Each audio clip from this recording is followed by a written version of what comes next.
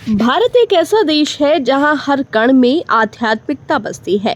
यहाँ नदियों से लेकर पर्वतों तक हर चीज में किसी न किसी देवी देवता का वास माना जाता है। इन्हीं धार्मिक और आध्यात्मिक स्थलों में एक महत्वपूर्ण स्थान है चार धाम, जिनकी यात्रा को हिंदू धर्म में अत्यंत पुण्यदायी और मोक्ष प्रदायिनी माना जाता है। ये यात्रा सिर्फ एक धार्मिक अनुष्ठान नहीं बल्कि एक आस्था की पराकाष्ठा भी है, जहां मनुष्य अपनी आत्मा को शुद्ध करने और ईश्वर से साक्षात्कार की अनुभूति प्राप्त करने जाता है। लेकिन क्या वास्तव में चार धाम यात्रा का महत्व केवल धार्मिक दृष्टिकोण से है या इसके पीछे कोई गहरा दर्शन छुपा है?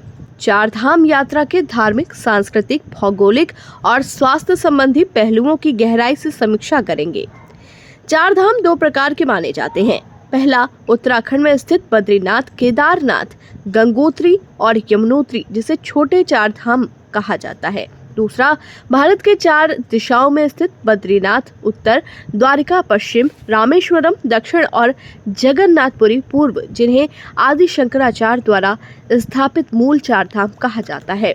हालांकि आमतौर पर जब लोग चार धाम यात्रा की बात करते हैं तो उनका तात्पर्य उत्तराखंड स्थित चार धाम यात्रा से होता है। उत्तराखंड स्थित चार धाम यात्रा की शुरुआत अक्षय तृतीया के दिन होती है और दिवाली तक चलती है।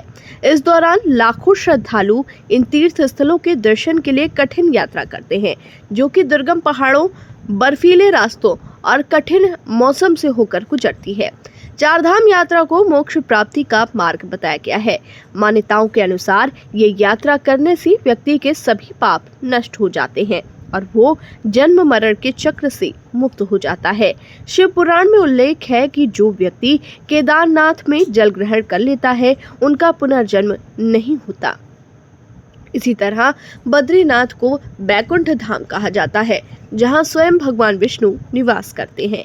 गंगोत्री और यमुनोत्री क्रमशः गंगा और यमुना की उत्पत्ति स्थली हैं, जिन्हें पवित्र नदियां माना जाता है। यहाँ स्नान करने से व्यक्ति के समस्त पाप नष्ट हो जाते हैं, ऐसी धार्मिक मान्यता है। लेकिन सवाल ये है कि क्या ये केवल धार्मिक मान्यता तक सीमित है या इसके पीछे गहरी आध्यात्मिकता छुपी है? यदि ध्यान दें तो चार धाम यात्रा केवल मोक्ष प्राप्त करने का साधन नहीं बल्कि आत्मशुद्धि की प्रक्रिया भी है। कठिन पहाड़ी यात्रा, प्रतिकूल परिस्थितियों में तपस्या और प्राकृतिक सौंदर्य में ध्यान, ये सब मिलकर व्यक्ति के भीतर की नकारात्मक को समाप्त करते हैं और उसे आत्मज्ञान की ओर ले जाते हैं।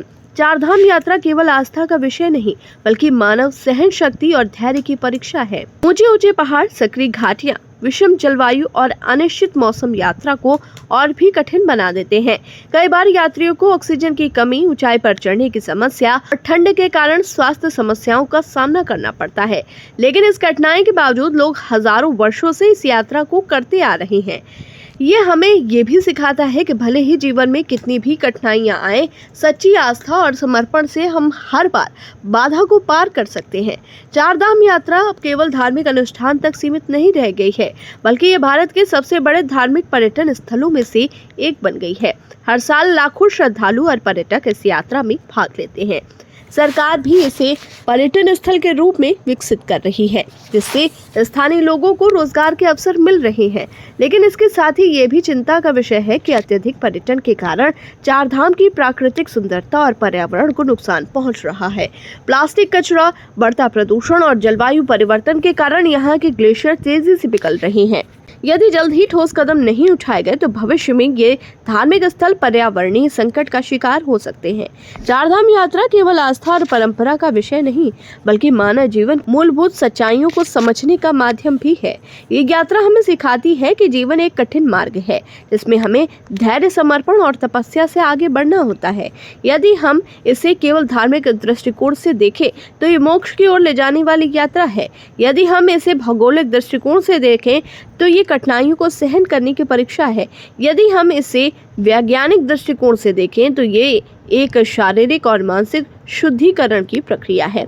इसलिए ये यात्रा केवल एक धार्मिक कर्मकांड नहीं बल्कि एक संपूर्ण जीवन दर्शन है, जो हमें सिखाता है कि किस तरह कठिनाइयों के बीच भी हम अपनी आस्था, धैर्य और साहस के साथ अपने लक्ष्य तक पहुंच सकते हैं।